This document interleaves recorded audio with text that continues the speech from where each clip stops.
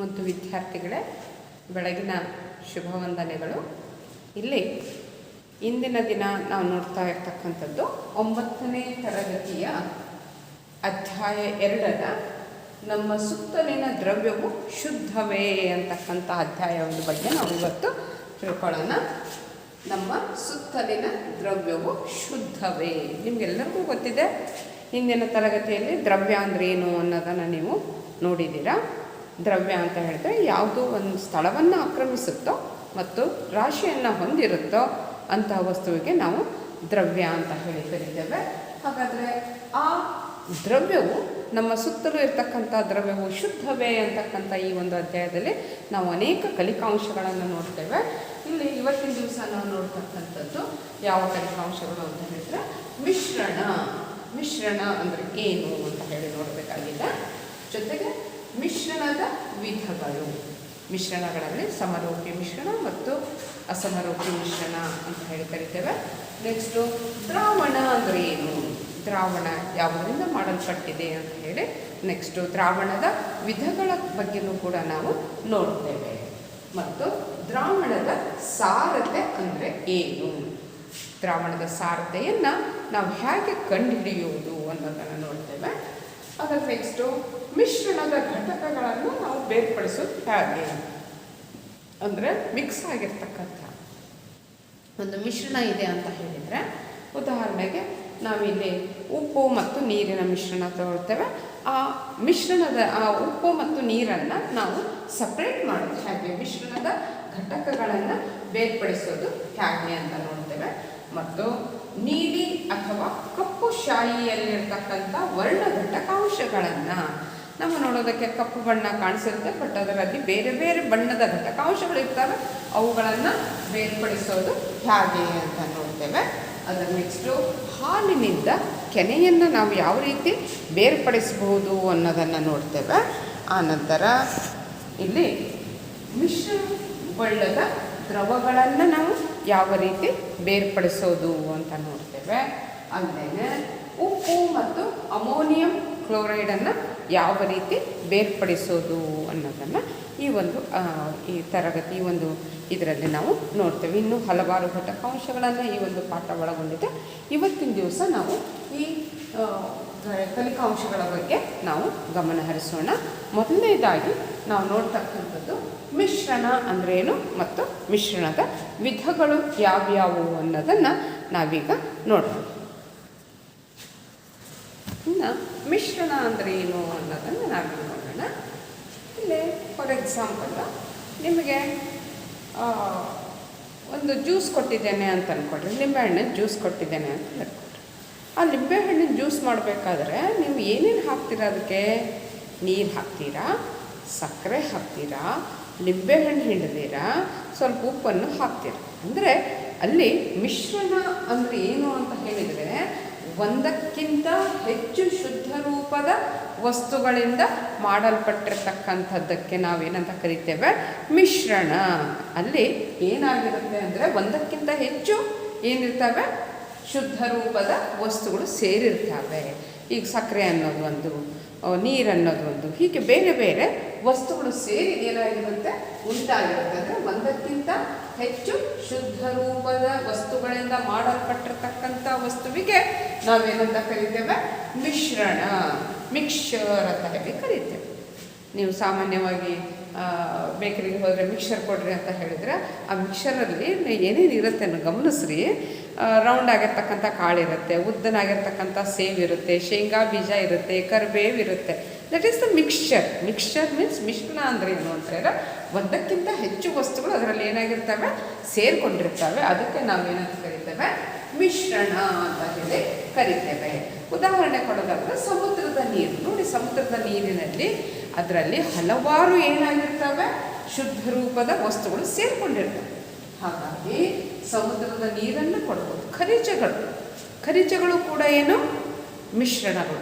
ಒಂದು ಖನಿಜ ಅಂತ ಹೇಳಿದರೆ ಅದರಲ್ಲಿ ನಾನಾ ಬಗೆಯ ಏನಾಗಿರ್ತವೆ, ಲೋಹ ಇರುತ್ತೆ, ಅಲೋಹ ಇರುತ್ತೆ, ಕಸ ಕಡ್ಡಿ ಎಲ್ಲ ಸೇರಿಕೊಂಡಿರುತ್ತೆ. ಹಾಗಾಗಿ ಖನಿಜಗಳನ್ನು ಕೂಡ, ಮಣ್ಣನ್ನು ಕೂಡ ನಾವು ಏನಂತ ಹೇಳ್ಬೋದು, ಮಿಶ್ರಣ ಅಂತ ಹೇಳ್ಬೋದು. ಅದೇ ರೀತಿ ಹಾಲನ್ನು ಕೂಡ ನಾವೇನಂತ ಹೇಳ್ಬೋದು, ಮಿಶ್ರಣ ಅಂತ ಹೇಳ್ಬೋದು. ಯಾಕೆ ಹಾಲನ್ನು ಮಿಶ್ರಣ ಅಂತ ಕರಿತೇವೆ ನಾವು? ಹಾಲಿನಲ್ಲಿ ಏನೇನಿದೆ ಅಂತ ಗೊತ್ತಾ ನಿಮಗೆ? ಹಾಲಿನಲ್ಲಿ ಪ್ರೋಟೀನ್ ಇದೆ, ಕೊಬ್ಬಿದೆ, ಕಾರ್ಬೋಹೈಡ್ರೇಟ್ ಇದೆ, ನೀರಿದೆ, ಹೀಗೆ ಅನೇಕ ಬಗೆಯ ವಿಭಿನ್ನ ಘಟಕಾಂಶಗಳು ಅದರಲ್ಲಿ ಸೇರಿದ್ದಾವೆ. ಹಾಗಾದರೆ ಒಂದಕ್ಕಿಂತ ಹೆಚ್ಚು ಶುದ್ಧ ರೂಪದ ವಸ್ತುಗಳಿಂದ ಮಾಡಲ್ಪಟ್ಟಿರ್ತಕ್ಕಂಥ ವಸ್ತುವಿಗೆ ನಾವು ಮಿಶ್ರಣ ಅಂತ ಹೇಳಿ ಕರಿತೇವೆ. ಇದು ಮಿಶ್ರಣಗಳಿಗೆ ಉದಾಹರಣೆಗಳು. ನೀವು ಕೂಡ ಅನೇಕ ಉದಾಹರಣೆಗಳನ್ನು ಹೇಳ್ಬೋದು ಮಿಶ್ರಣಗಳಿಗೆ. ಇನ್ನು ಆ ಮಿಶ್ರಣದ ವಿಧಗಳ ಬಗ್ಗೆ ಹೇಳೋದಾದರೆ, ಇಲ್ಲಿ ಮಿಶ್ರಣದಲ್ಲಿ 2 ವಿಧಗಳನ್ನು ನಾವು ನೋಡ್ತೇವೆ. ಒಂದು ಸಮರೂಪ ಮಿಶ್ರಣ, ಇನ್ನೊಂದು ಅಸಮರೂಪ ಮಿಶ್ರಣ. ಏನಿದು ಸಮರೂಪ ಮಿಶ್ರಣ ಮತ್ತು ಅಸಮರೂಪ ಮಿಶ್ರಣ ಅಂತ ಹೇಳಿದರೆ, ಇಲ್ಲಿ ಸಮರೂಪ ಮಿಶ್ರಣ ಅಂತ ಹೇಳಿದರೆ ಏಕರೂಪ ಸಂಯೋಜನೆಯನ್ನು ಹೊಂದಿರತಕ್ಕಂಥ ಮಿಶ್ರಣ. ಫಾರ್ ಎಕ್ಸಾಂಪಲ್, ನಾನು ನೀರು ತಗೊಳ್ತೇನೆ, ನೀರಲ್ಲಿ ಸಕ್ಕರೆ ಹಾಕಿ ಕದಡಿದಾಗ ಸಕ್ಕರೆ ಏನಾಗುತ್ತೆ, ನೀರಲ್ಲಿ ಕರಗುತ್ತೆ. ಅಂದರೆ ಅಲ್ಲಿ ಸಮರೂಪ ಅಂದರೆ ಏಕರೂಪವಾಗಿ ಅದರಲ್ಲಿ ಹರಡಿಕೊಳ್ಳುತ್ತೆ. ಹಾಗಾದರೆ ಏಕರೂಪ ಸಂಯೋಜನೆಯನ್ನು ಹೊಂದಿರತಕ್ಕಂತಹ ಮಿಶ್ರಣಕ್ಕೆ ನಾವೇನಂತ ಕರೀಬೋದು? ಸಮರೂಪ ಮಿಶ್ರಣ ಅಂತ ಹೇಳಿ ಕರಿತೇವೆ. ಅದೇ ರೀತಿ ಅಸಮರೂಪ ಮಿಶ್ರಣದ ಬಗ್ಗೆ ಹೇಳೋದಾದರೆ, ಫಾರ್ ಎಕ್ಸಾಂಪಲ್, ನೀವೀಗ ನೀರು ತಗೊಳ್ತೀರಿ, ಅದರಲ್ಲಿ ಮಣ್ಣು ಹಾಕ್ತೀರಿ, ಅದೇನಾಗೋದಿಲ್ಲ, ಏಕ ರೀತಿಯಲ್ಲಿ ಹರಡಿಕೊಳ್ಳೋದಿಲ್ಲ. ಸ್ವಲ್ಪ ಹೊತ್ತು ಬಿಟ್ಟು ನೋಡಿದರೆ ನೀರು ಮೇಲೆ ನಿಲ್ಲುತ್ತೆ, ಕೆಳಗಡೆಗೆ ಮಣ್ಣು ನಿಲ್ಲುತ್ತೆ. ಹಾಗಾದರೆ ಇಲ್ಲಿ ಏನಾಗಿರುತ್ತೆ ಅಂತ ಹೇಳಿದರೆ, ಅಸಮರೂಪ ಮಿಶ್ರಣದಲ್ಲಿ ವಿಭಿನ್ನ ಘಟಕಾಂಶಗಳನ್ನು ಅದು ಹೊಂದಿರುತ್ತೆ. ಹಾಗಾಗಿ ಸಮರೂಪ ಮಿಶ್ರಣಕ್ಕೂ ಅಸಮರೂಪ ಮಿಶ್ರಣಕ್ಕೂ ಏನು ವ್ಯತ್ಯಾಸ ಅನ್ನೋದು ನೀವು ತಿಳ್ಕೊಂಡ್ರಿ ಅಂತ ಭಾವಿಸಿದ್ದೇನೆ. ಇಲ್ಲಿ ನಿಮಗೆ ಚಟುವಟಿಕೆ 2.1 ಮತ್ತು ಚಟುವಟಿಕೆ 2.2 ನೀವು ಮನೆಯಲ್ಲೇ ಮಾಡಿ ನೋಡಿ, ನಿಮಗೆ ಗೊತ್ತಾಗುತ್ತೆ ಸಮರೂಪ ಮಿಶ್ರಣ ಅಂದ್ರೇನು, ಅಸಮರೂಪ ಮಿಶ್ರಣ ಅಂದ್ರೇನು. ಸಮರೂಪ ಅಂದರೆ ಇಲ್ಲಿ ಏಕರೂಪ ಸಂಯೋಜನೆ ಇರುತ್ತೆ, ಇದರಲ್ಲಿ ಅಸಮರೂಪದಲ್ಲಿ ವಿಭಿನ್ನ ಘಟಕಾಂಶಗಳನ್ನು ನಾವು ಹೊಂದಿರ್ತವೆ. ಹೀಗೆ ಇದನ್ನು ನಾವು ಸಮರೂಪ ಮಿಶ್ರಣ ಮತ್ತು ಅಸಮರೂಪ ಮಿಶ್ರಣದ ಬಗ್ಗೆ. ಇನ್ನು ಅದರ ನೆಕ್ಸ್ಟು ನಾವು ತಿಳ್ಕೊಳ್ಳೋಣ ದ್ರಾವಣ ಅಂದರೆ ಏನು, ನಿಲಂಬಿತ ಮಿಶ್ರಣ ಅಂದರೆ ಏನು, ಮತ್ತು ಕಲಿಲಗಳು ಅಂದರೆ ಏನು ಅನ್ನೋದನ್ನು ತಿಳ್ಕೊಂಡು ಅದರ ನೆಕ್ಸ್ಟು ನಾವು ದ್ರಾವಣದ ಸಾರಥಿಯ ಬಗ್ಗೆ ಹೋಗೋಣ. ಇಲ್ಲಿ ದ್ರಾವಣ ಫಸ್ಟ್ ನಾವು ನೋಡ್ತಕ್ಕಂಥದ್ದು ದ್ರಾವಣ ಅಂದರೆ ಏನು ಅನ್ನೋದನ್ನ ಈಗ ನೋಡೋಣ. ಈಗ ನಾವು ದ್ರಾವಣ ಅಂದರೆ ಏನು ಅನ್ನೋದರ ಬಗ್ಗೆ ಹೋಗೋಣ. ಇಲ್ಲಿ ದ್ರಾವಣ ಅಂದರೆ ಏನು ಅಂತ ಹೇಳಿದರೆ, 2 ಅಥವಾ 2ಕ್ಕಿಂತ ಹೆಚ್ಚು ವಸ್ತುಗಳ ಸಮರೂಪ ಮಿಶ್ರಣವೇ ದ್ರಾವಣ. ಏನು ದ್ರಾವಣ ಅಂದರೆ 2 ಅಥವಾ 2ಕ್ಕಿಂತ ಹೆಚ್ಚು ವಸ್ತುಗಳ ಎಂಥ ಮಿಶ್ರಣ, ಸಮರೂಪ ಮಿಶ್ರಣವನ್ನು ನಾವೇನಂತ ಕರಿತೇವೆ, ದ್ರಾವಣ ಅಂತ ಹೇಳಿ ಕರಿತೇವೆ. ಇಲ್ಲಿ ಉದಾಹರಣೆಗೆ ಹೇಳೋದಾದರೆ, ದ್ರಾವಣಕ್ಕೆ ಉದಾಹರಣೆಗೆ ನಾವು ಲಿಮೋನಿಟ್ ಅಥವಾ ಸೋಡಾ ನೀರು ಅಂತ ಏನು ಕರಿತೇವಲ್ಲ, ಇವುಗಳಿಗೆ ನಾವು ದ್ರಾವಣ, ಅಥವಾ ಶರಬತ್ತು ಅಂತ ಏನು ಕರಿತೀರಲ್ಲ, ಅದು ಕೂಡ ಏನು ಒಂದು ದ್ರಾವಣ ಅಂತಲೇ ಕರಿತೇವೆ. ಅಂತ ಹೇಳಿ ಏನಂತ ಹೇಳಿದರೆ, 2 ಅಥವಾ 2ಕ್ಕಿಂತ ಹೆಚ್ಚು ವಸ್ತುಗಳು ಏನಾಗಿರಬೇಕು, ಕರಗಿರಬೇಕು. ಅಂದರೆ 2 ಅಥವಾ 2ಕ್ಕಿಂತ ಹೆಚ್ಚು ವಸ್ತುಗಳು ಸೇರಿರಬೇಕು. ಆ ಮಿಶ್ರಣ ಎಂಥದ್ದಾಗಿರಬೇಕು, ಸಮರೂಪ ಮಿಶ್ರಣವಾಗಿರಬೇಕು. ಇಲ್ಲಿ ನಾವು ದ್ರಾವಣ ಅಂದ ತಕ್ಷಣ ಏನು ಮಾಡ್ತೇವೆ, ದ್ರವ ವಸ್ತು, ಅದರಲ್ಲಿ ಘನ ವಸ್ತು ಕರಗಿರುತ್ತೆ ಅಂತ ನಾವು, ಅಥವಾ ಅನಿಲ ವಸ್ತು ಕರಗಿರುತ್ತೆ ಅಂತ ಹೇಳಿ, ಉದಾಹರಣೆಗೆ ಸೋಡಾ ವಾಟರ್ ಅಂದ ತಕ್ಷಣ ಅದರಲ್ಲಿ ಇದನ್ನು ಒಂದು ಅನಿಲವನ್ನು ಅದರಲ್ಲಿ ಏನು ಮಾಡಿದ್ದಾರೆ, ಮಿಕ್ಸ್ ಮಾಡಿದ್ದಾರೆ ಅಂತ ನಾವು ಹೀಗೆ ತಿಳ್ಕೊಂಡಿರ್ತೇವೆ. ಆದರೆ ಘನದಲ್ಲಿ ಘನ ಸೇರಿ, ಫಾರ್ ಎಕ್ಸಾಂಪಲ್ ಮಿಶ್ರ ಲೋಹ ಅಂತ ಏನು ತೊಗೊಳ್ತೀವಲ್ಲ, ಒಂದು ಲೋಹದ ಜೊತೆಗೆ ಇನ್ನೊಂದು ಲೋಹ ಅಥವಾ ಒಂದು ಲೋಹದ ಜೊತೆಗೆ ಇನ್ನೊಂದು ಅಲೋಹ ಏನಾಗಿರುತ್ತೆ, ಸಮರೂಪ ಮಿಶ್ರಣವನ್ನು ಉಂಟು ಮಾಡಿರುತ್ತೆ. ಅದನ್ನು ಕೂಡ ನಾವೇನಂತ ಹೇಳ್ಬೋದು, ದ್ರಾವಣ ಅಂತಲೂ ಅಲ್ಲಿ ಹೇಳ್ಬೋದು. ಹಾಗಾದರೆ ದ್ರಾವಣ ಈಸ್ ಈಕ್ವಲ್ಸ್ ಟು ದ್ರಾವ್ಯ ಪ್ಲಸ್ ದ್ರಾವಕ. ಅಂದರೆ ದ್ರಾವಣವು ಯಾವುದರ ಸಮರೂಪ ಮಿಶ್ರಣ ಅಂತ ಹೇಳಿದರೆ ದ್ರಾವ್ಯ ಮತ್ತು ದ್ರಾವಕ. ಏನಿದು ದ್ರಾವ್ಯ ಮತ್ತು ದ್ರಾವಕ? ಇಲ್ಲಿ ಒಂದು ಉದಾಹರಣೆ ಕೊಟ್ಟು ನಿಮಗೆ ನಾನು ಹೇಳ್ತೇನೆ. ಉಪ್ಪಿನ ದ್ರಾವಣ. ಉಪ್ಪಿನ ದ್ರಾವಣದಲ್ಲಿ ಏನೇನಿದೆ ಅಂತ ಹೇಳಿದರೆ, ಉಪ್ಪಿದೆ. ಈ ಉಪ್ಪು ಏನಾಗಿದೆ ಅಂತ ಹೇಳಿದರೆ ನೀರಿನಲ್ಲಿ ಕರಗಿದೆ. ಉಪ್ಪು ನೀರಿನಲ್ಲಿ ಕರಗಿ ಏನು ಉಂಟು ಮಾಡಿದೆ? ಉಪ್ಪಿನ ದ್ರಾವಣವನ್ನು ಉಂಟು ಮಾಡಿದೆ. ಹಾಗಾದರೆ ಈ ಒಂದು ಉಪ್ಪಿನ ದ್ರಾವಣದ ಅಂದರೆ ದ್ರಾವ್ಯ ಅರ್ಥ ಏನು ಅಂತ ಹೇಳಿದ್ರೆ ಯಾವುದು ಕರಗುತ್ತೋ, ಇಲ್ಲಿ ಕರಗೋದು ಯಾವುದು? ಉಪ್ಪಿನ ದ್ರಾವಣದಲ್ಲಿ ಕರಗೋದು ಯಾವುದು? ಉಪ್ಪು. ಯಾವುದರಲ್ಲಿ ಕರಗಿತು? ಅದು ನೀರು. ಹೌದಾ? ಹಾಗಾದರೆ ದ್ರಾವಕ ಅಂದರೆ ಏನು ಅಂತ ಹೇಳಿದರೆ ತನ್ನಲ್ಲಿ ವಸ್ತುಗಳನ್ನು ಕರಗಿಸ್ಕೊಳ್ಳುತ್ತಲ್ಲ, ಅದು ದ್ರಾವಕ.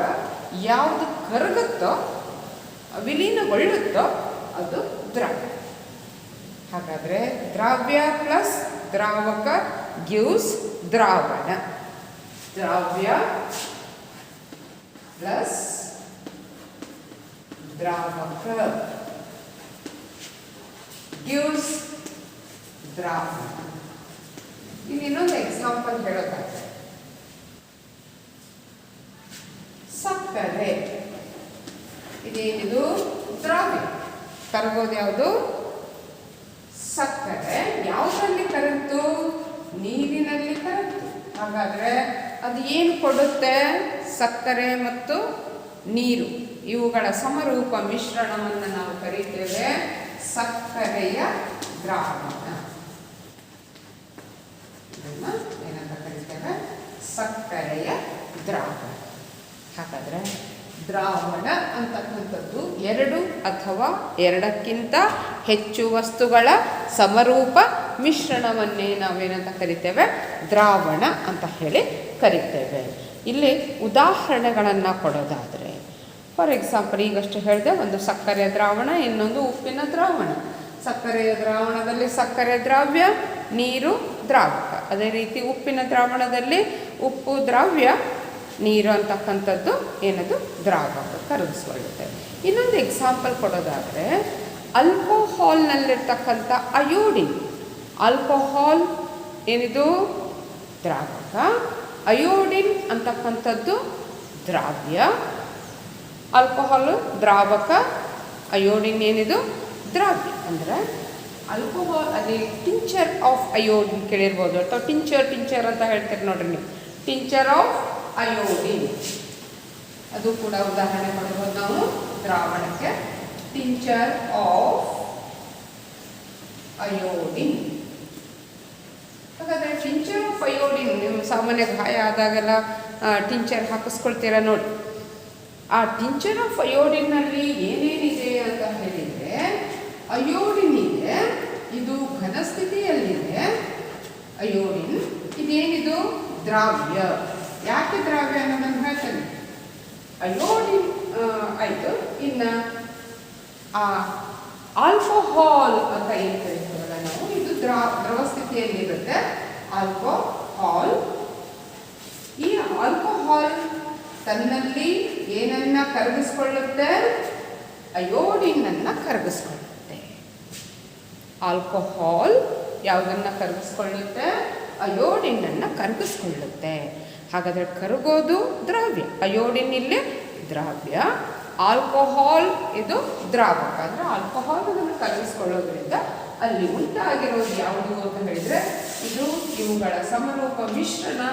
ಯಾವುದು? ದ್ರಾವಣದಲ್ಲಿ ಉಂಟಾಗಿರೋದು ಟಿಂಚರ್ ಆಫ್ ಅಯೋಡಿನ್. ಹಾಗಾದರೆ ದ್ರಾವಣಕ್ಕೆ ಇದನ್ನು ಕೂಡ ನಾವು ಉದಾಹರಣೆಯನ್ನಾಗಿ ಕೊಡಬಹುದು. ಅದೇ ರೀತಿ ಸೋಡಾ ನೀರು, ಸೋಡಾ ಕುಡಿತೀರಲ್ಲ ನೀವು, ಸೋಡಾ ನೀರಿನಲ್ಲಿ ಏನಿರುತ್ತೆ ಅಂತ ಹೇಳಿದರೆ, ನನ್ನ ಉದಾಹರಣೆ ಹೇಳೋದಾದ್ರೆ ಇಲ್ಲಿ ಸೋಡಾ ನೀರಿಂದು, ಎಸ್,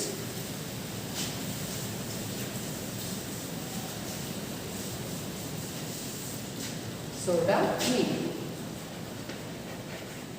ಏನಿದೆ ಸೋಡಾ ನೀರಿನಲ್ಲಿ ಅಂತ ಹೇಳಿದರೆ, ಈ ಸೋಡಾ ನೀರು ಅನ್ನೋದೇನಿದು? ದ್ರಾವಣ. ಸೋಡಾ ನೀರು ಅನ್ನೋದೇನಿದು? ದ್ರಾವಣ. ಹಾಗಾದರೆ ಸೋಡಾ ನೀರಿನಲ್ಲಿ ಏನೇನಿದೆ ಅಂತ ಹೇಳಿದರೆ, ಕಾರ್ಬನ್ ಡೈಆಕ್ಸೈಡ್ ಪ್ಲಸ್ ನೀರು.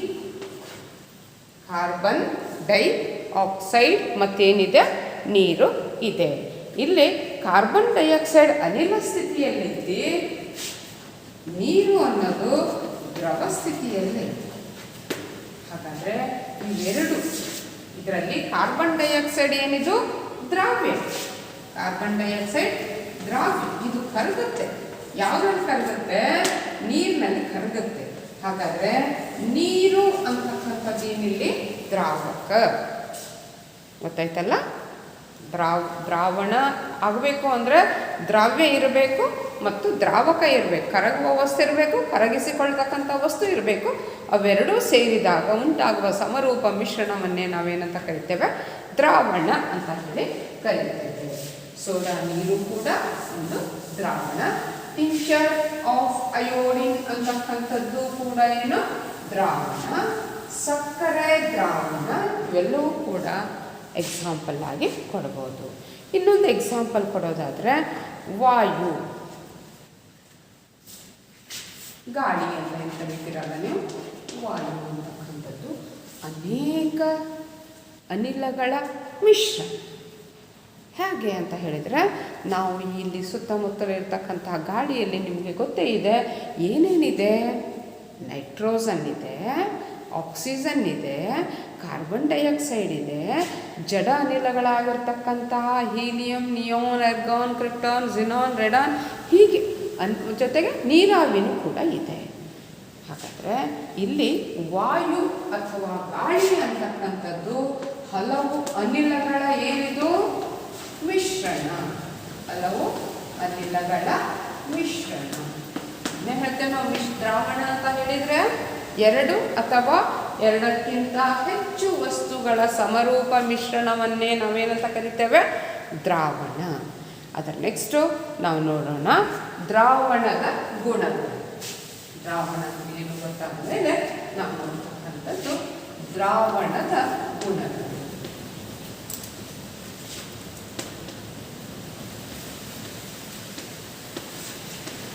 ಇಲ್ಲಿ ಫಸ್ಟ್ ಪಾಯಿಂಟ್ ಹೇಳೋದಾದರೆ ದ್ರಾವಣದ ಗುಣಗಳಲ್ಲಿ ದ್ರಾವಣ ಅಂತಕ್ಕಂಥದ್ದು ಸಮರೂಪ ಮಿಶ್ರಣ. ದ್ರಾವಣ ಅಂತಕ್ಕಂಥದ್ದು ಎಂಥ ಮಿಶ್ರಣ?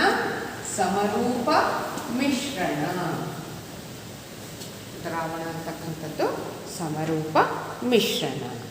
ಇನ್ನು ದ್ರಾವಣದ ಕಣಗಳ ವ್ಯಾಸದ ಬಗ್ಗೆ ಹೇಳೋದಾದ್ರೆ, ದ್ರಾವಣದ ಕಣಗಳ ವ್ಯಾಸ ತೀರಾ ಕಡಿಮೆ ಇರುತ್ತೆ.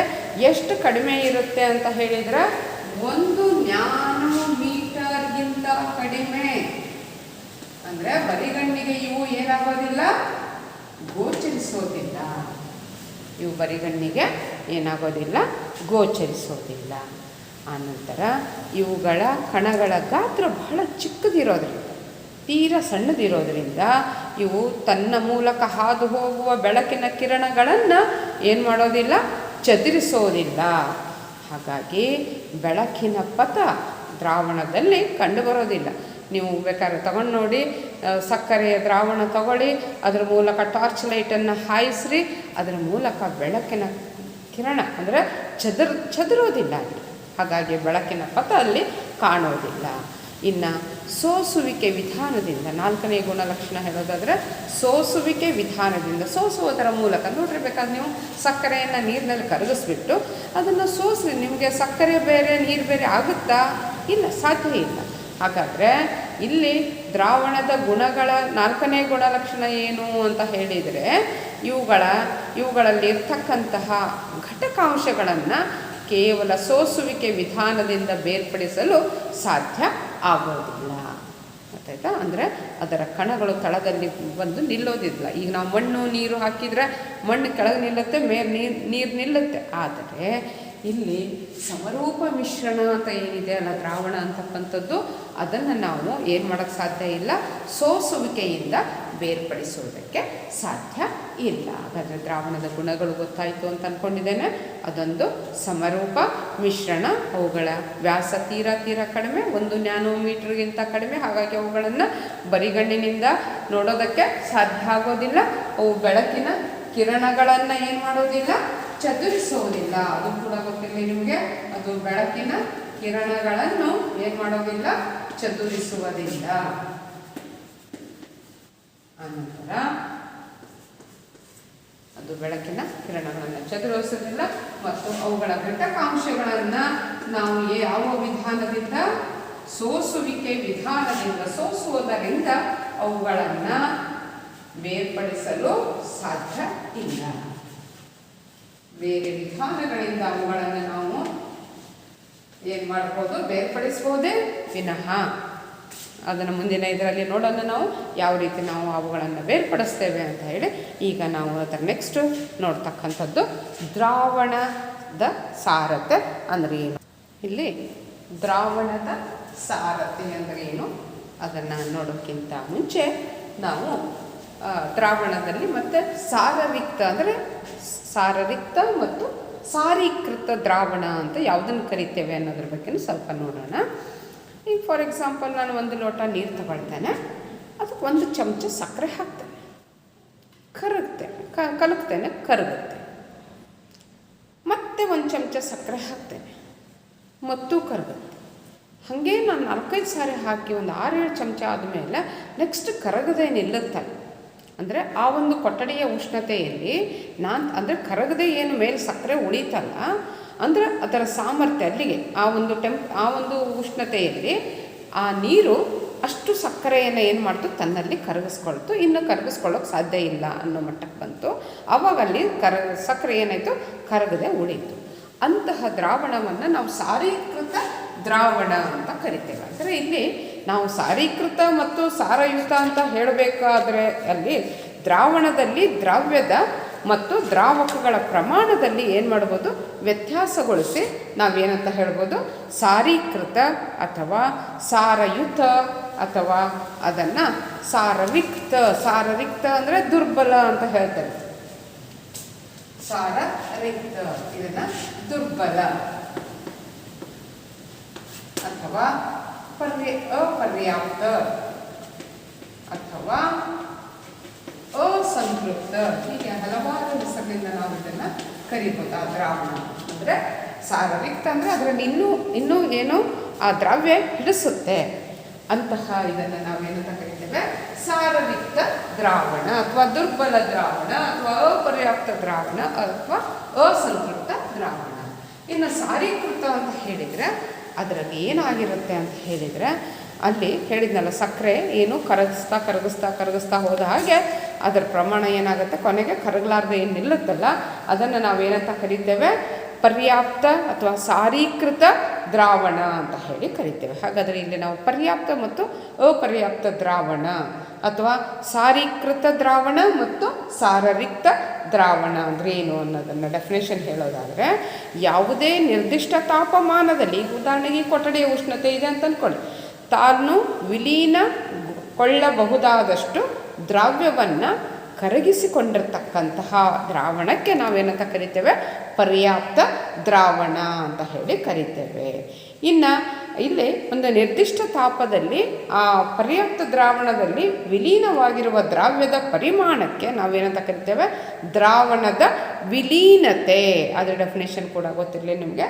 ದ್ರಾವಣದ ವಿಲೀನತೆ ಅಂದರೆ ಆ ಒಂದು ಟೆಂಪ್ರೇಚರ್ನಲ್ಲಿ ಎಷ್ಟನ್ನು ಕರಗಿಸ್ಕೊಳ್ಳೋ ಸಾಮರ್ಥ್ಯ ಇದೆಯೋ ಅದನ್ನು ವಿಲೀನಗೊಳ್ಳುವ ಸಾಮರ್ಥ್ಯ ಅಥವಾ ದ್ರಾವಣದ ವಿಲೀನತೆ ಅಂತ ಹೇಳಿ ಕರಿತೇವೆ. ಅದೇ ರೀತಿ ಅಪರ್ಯಾಪ್ತ ದ್ರಾವಣದ ಡೆಫಿನೇಷನ್ ಹೇಳೋದಾದರೆ, ಒಂದು ದ್ರಾವಣ ಹೊಂದಿರುವ ದ್ರಾವ್ಯದ ಪರಿಮಾಣವು ಪರ್ಯಾಪ್ತ ಮಟ್ಟಕ್ಕಿಂತ ಕಡಿಮೆ ಇದ್ದರೆ, ಸಂತೃಪ್ತವಾಗಿರ್ತಕ್ಕಂಥ ಮಟ್ಟಕ್ಕಿಂತ ಕಡಿಮೆ ಇದ್ದಲ್ಲಿ ಅದನ್ನು ಅಪರ್ಯಾಪ್ತ ದ್ರಾವಣ. ಉದಾಹರಣೆಗೆ ನಾನು ಒಂದು ನೀರು ತೊಗೊಂಡೆ, ಅದಕ್ಕೆ 1 ಚಮಚ ಸಕ್ಕರೆ ಹಾಕಿದೆ, ಅದು ಇನ್ನೂ ಕರಗಿಸ್ಕೊಳ್ಳೋ ಸಾಮರ್ಥ್ಯ ಇದೆ ಅದಕ್ಕೆ ಆ ನೀರಿಗೆ. ಆವಾಗ ಅದನ್ನು ಆ ದ್ರಾವಣವನ್ನು ನಾವೇನಂತ ಕರಿತೇವೆ, ಅಪರ್ಯಾಪ್ತ ದ್ರಾವಣ ಅಂತ ಹೇಳಿ ಕರಿತೇವೆ. ಅದರ ಬಗ್ಗೆ ನಿಮ್ಗೆ ಗೊತ್ತಿರಲಿ. ಇಲ್ಲಿ ದ್ರಾವಣದ ಸಾರತೆಯ ಬಗ್ಗೆ ಹೇಳಬೇಕಾದ್ರೆ ಸಾರರಿಕ್ತ ದ್ರಾವಣ ಮತ್ತು ಸಾರೀಕೃತ ದ್ರಾವಣ. ಇನ್ನು ದ್ರಾವಣದ ಸಾರತೆ, ಇದರ ಡೆಫಿನೇಷನನ್ನು ಹೇಳೋದಾದರೆ, ದ್ರಾವಣದ ಸಾರತೆಯ ಡೆಫಿನೇಷನನ್ನು ಹೇಳೋದಾದರೆ ಇಲ್ಲಿ ಏನು ಹೇಳ್ಬೋದು ಅಂತಂದರೆ, ಕೊಟ್ಟಿರುವ ಪರಿಮಾಣದ ಅಥವಾ ಕೊಟ್ಟಿರುವ ಪ್ರಮಾಣದ ದ್ರಾವಣದಲ್ಲಿ ಕರಗಿರುವ ದ್ರಾವ್ಯದ ಪರಿಮಾಣವನ್ನು ನಾವೇನಂತ ಕರಿತೇವೆ, ದ್ರಾವಣದ ಸಾರತೆ. ಅದ್ರ ಕಾನ್ಸಂಟ್ರೇಷನ್ ಎಷ್ಟಿದೆ ಅಂತ ಹೇಳ್ತೇವೆ ನೋಡಿ. ಸಾಮಾನ್ಯವಾಗಿ ನಾವು ಇಲ್ಲಿ ಆ ದ್ರಾವಣದ ಸಾರತೆಯನ್ನು ಯಾವ ಒಂದು ಸೂತ್ರದ ಮೂಲಕ ಕಂಡುಹಿಡಿಬೋದು ಅಂತ ಹೇಳಿದರೆ, ದ್ರಾವ್ಯದ ಪರಿಮಾಣ. ಉದಾಹರಣೆಗೆ ಸಕ್ಕರೆ ದ್ರಾವಣ ತಗೊಂಡಿದ್ದೇವೆ ಅಂದರೆ ದ್ರಾವ್ಯಲ್ಲಿ ಯಾವುದು, ಸಕ್ಕರೆ ಪರಿಮಾಣ ಡಿವೈಡೆಡ್ ಬೈ ದ್ರಾವಣದ ಪರಿಮಾಣ, ಸಕ್ಕರೆಯ ದ್ರಾವಣದ ಪರಿಮಾಣ. ಅದರಿಂದ ನಾವು ದ್ರಾವ್ಯದ ಪರಿಮಾಣವನ್ನು ಭಾಗಿಸಿದರೆ ನಮಗೆ ಆ ಒಂದು ದ್ರಾವಣದ ಏನು ಸಿಗುತ್ತೆ, ಸಾರತೆ ಸಿಗುತ್ತೆ. ಹಾಗಾದರೆ ಇಲ್ಲಿ ನಿಮಗೆ ನಿಮ್ಮ ಟೆಕ್ಸ್ಟ್ ಬುಕ್ಕಲ್ಲಿ ಪೇಜ್ ನಂಬರ್ 25ರಲ್ಲಿ 2.1 ಒಂದು ಲೆಕ್ಕ ಕೊಟ್ಟಿದ್ದಾನೆ. ಏನು ಕೊಟ್ಟಿದ್ದಾನೆ? 320 ಗ್ರಾಮ್ ನೀರಿನಲ್ಲಿ 40 ಗ್ರಾಮ್ ಉಪ್ಪನ್ನು ಕರಗಿಸ್ಬಿಟ್ಟು ದ್ರಾವಣವನ್ನು ತಯಾರು ಮಾಡಿದ್ದಾರೆ. ಎಷ್ಟು ಗ್ರಾಮ್ ನೀರು ತಗೊಂಡಿದ್ದಾರೆ? 320 ಗ್ರಾಮ್ ನೀರು ಅಲ್ಲಿ ತಗೊಂಡಿರೋದು 320 ಗ್ರಾಮ್ ನೀರನ್ನು ತಗೊಂಡಿದ್ದಾರೆ. ಹೌದಾ? ನೆಕ್ಸ್ಟು ಅದರಲ್ಲಿ ಎಷ್ಟು ಉಪ್ಪು ಹಾಕಿದ್ದಾರೆ? 60. ಅದರಲ್ಲಿ ಹಾಕಿರ್ತಕ್ಕಂಥ ಉಪ್ಪಿನ ಪ್ರಮಾಣ 40. ಹಾಗಾದರೆ ಅಲ್ಲಿ ದ್ರಾವಣದ ಪರಿಮಾಣವನ್ನು ನೀವು ಕಂಡುಹಿಡಿಯೋದಾದರೆ ಯಾವುದರಲ್ಲಿ ತಗೊಂಡಿರೋದು ಉಪ್ಪು. ಎಷ್ಟು ಉಪ್ಪು ಹೇಳಿದಾನಲ್ಲಿ ನಿಮ್ಮ ಟೆಕ್ಸ್ಟ್ ಬುಕ್ಕಲ್ಲಿ ಹೇಳಿರೋದು 40 ಗ್ರಾಮ್ ಉಪ್ಪು. 40 ಗ್ರಾಮ್ ಏನಿದು ಉಪ್ಪು ಪ್ಲಸ್ ನೀರು ಎಷ್ಟು ತಗೊಂಡಿದ್ದಾನೆ? 320 ಗ್ರಾಮ್ ಉಪ್ಪು. ಹಾಗಾದರೆ ದ್ರಾವಣದ ಪರಿಮಾಣ ಎಷ್ಟಾಯಿತು? ಇವೆರಡನ್ನು ಸೇರಿಸಿ ಎಷ್ಟಾಗುತ್ತೆ? 360 ಆಗುತ್ತೆ. ಇನ್ನು ದ್ರವ್ಯದ ಪರಿಮಾಣ, ನಾವು ಉಪ್ಪು ನೀರಿನಲ್ಲಿ ಕರಗಿದೆ, ಅದರ ದ್ರವ್ಯ ಯಾವುದಿದೆ? ಉಪ್ಪು. ಅದೆಷ್ಟಿದೆ? 40 ಗ್ರಾಮ್. ಈಗ 360ರಿಂದ 40 ಗ್ರಾಮನ್ನು ನಾವು ಭಾಗಿಸಿದರೆ ನಮಗೆ ಅಲ್ಲಿ ಅದರ ಏನು ಸಿಗುತ್ತೆ? ಸಾರತೆ ಸಿಗುತ್ತೆ. ಅಲ್ಲಿ ಶೇಕಡಾವಾರು ಸಾರತೆಯನ್ನು ಕಂಡುಹಿಡಿಯೋದಕ್ಕೆ ಇಲ್ಲಿ ನಾವು ಕಂಡುಹಿಡಿತಕ್ಕಂಥದ್ದು ಶೇಕಡಾವಾರು ಸಾರತೆಯನ್ನು ಕಂಡುಹಿಡಿಬೇಕಾದ್ರೆ ಅದನ್ನು ಏನು ಮಾಡ್ತೀವಿ? ನಾವು 100ರಿಂದ ಗುಣಿಸ್ತೇವೆ. ಆಗ ನಿಮಗೆ ಬರ್ತಕ್ಕಂಥ ಉತ್ತರ ಎಷ್ಟು ಅಂತ ಟೀಚರ್ 936 100ನ್ನು 9ರಿಂದ ಭಾಗಿಸಿದರೆ ನಿಮ್ಗೆ ಬರ್ತಕ್ಕಂಥದ್ದು ಎಷ್ಟು ಅಂತ ಹೇಳಿದರೆ ಅಲ್ಲಿ 11.1. ಇದು ಶೇಕಡಾವಾರು ಕಾನ್ಸಂಟ್ರೇಷನ್, ಆ ದ್ರಾವಣದ ಸಾರತೆ ಶೇಕಡಾವಾರು ಆ ಸಾರತೆಯನ್ನು ನಾವು ಈ ರೀತಿಯಲ್ಲಿ ಏನು ಮಾಡ್ಬೋದು? ಕಂಡು ಹಿಡಿಯಬಹುದು. ಹಾಗಾದರೆ ಇದುವರೆಗೂ ನೀವು ಇಲ್ಲಿ ಮಿಶ್ರಣ ಅಂದ್ರೇನು, ಮಿಶ್ರಣದ ವಿಧಗಳು ಯಾವ್ಯಾವು, ಮಿಶ್ರಣದ ಗುಣಗಳು ಏನೇನು ಅಂತ ನೋಡಿದರೆ, ದ್ರಾವಣ ಅಂದ್ರೇನು, ದ್ರಾವಣದ ವಿಧಗಳ ಬಗ್ಗೆ ನೋಡಿದರೆ, ನೆಕ್ಸ್ಟು ಅದಕ್ಕೆ ಉದಾಹರಣೆಗಳನ್ನು ಕೂಡ ನೋಡಿದರೆ, ಇನ್ನು ದ್ರಾವಣದ ಸಾರತೆ ಅಂದ್ರೇನು ಮತ್ತು ದ್ರಾವಣದ ಸಾರತೆಯನ್ನು ಕಂಡುಹಿಡಿಯೋದು ಹೇಗೆ ಅನ್ನೋದನ್ನು ಅನೇಕ ಸಮಸ್ಯೆಗಳನ್ನು ಬಿಡಿಸೋದರ ಮೂಲಕ ನೀವೇನು ಮಾಡಿದರೆ ಕಂಡುಹಿಡಿದ್ರೆ ಮುಂದಿನ ತರಗತಿಯಲ್ಲಿ ನೀವು ನೋಡ್ತಕ್ಕಂಥದ್ದು ನಿಲಂಬಿತ ಮಿಶ್ರಣ ಅಂದ್ರೇನು, ಕಲಿಲ ಅಂದ್ರೇನು, ಕಲಿಲದ ಗುಣಲಕ್ಷಣಗಳೇನು ಮತ್ತು ಘಟಕಾಂಶಗಳನ್ನು ಯಾವ್ಯಾವ ರೀತಿ ನಾವು ಬೇರ್ಪಡಿಸೋದು ಅನ್ನೋದನ್ನು ಮುಂದಿನ ತರಗತಿಯಲ್ಲಿ ನೋಡೋಣ.